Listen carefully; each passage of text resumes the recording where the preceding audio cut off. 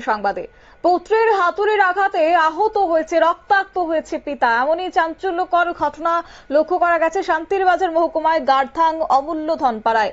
অবশ্যই ক্ষেত্রে উল্লেখ করতে হয় যে বিষয় জানা গেছে পারিবারিক কিছু সমস্যা নিয়ে পিতা পুত্রের মধ্যে শুরু হয়েছে বাগবিতণ্ডা এবং পরবর্তী সময়ে তা হাতাহাতির রূপ নেয়, পরিণতি হয় রক্তারক্তির সংঘর্ষে। স্থানীয়রা ঘটনা প্রত্যক্ষ করতে পারেন এবং তারপরে খবর দেন শান্তির বাজার থানায় এবং ছুটে আসে পুলিশ সহ দমকল কর্মীরা।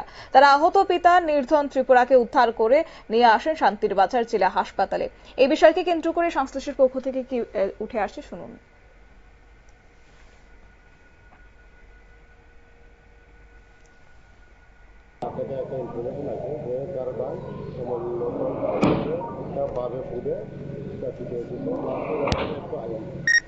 পুলিশ তারাও আসলে আমরা যেতে গিয়া করে দেখবে রাস্তার মধ্যে পড়ে রয়েছে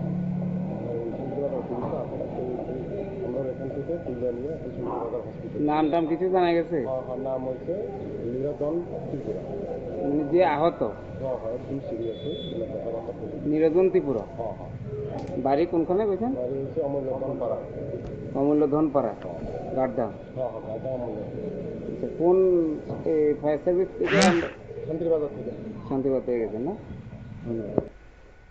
আপনারা শুনলেন দমকল কর্মীর বক্তব্য। অবশ্য এই ঘটনার পর বর্তমানে আহত পিতা শান্তির বাজার জেলা হাসপাতালে চিকিৎসাধীন রয়েছে এবং অন্যদিকে পুলিশ এই ঘটনার তদন্ত শুরু করেছে। জানা গেছে অভিযুক্ত পুত্র বাবাকে আঘাত করে ঘটনাস্থল থেকে পালিয়ে গেছে। তবে এখন দেখার বিষয় যে অভিযুক্ত পুত্রকে ধরতে কতটুকু সক্ষম হয় পুলিশ। নিয়ে নিচ্ছে ছোট্ট একটি বিজ্ঞাপন বিরতির সঙ্গে থাকুন।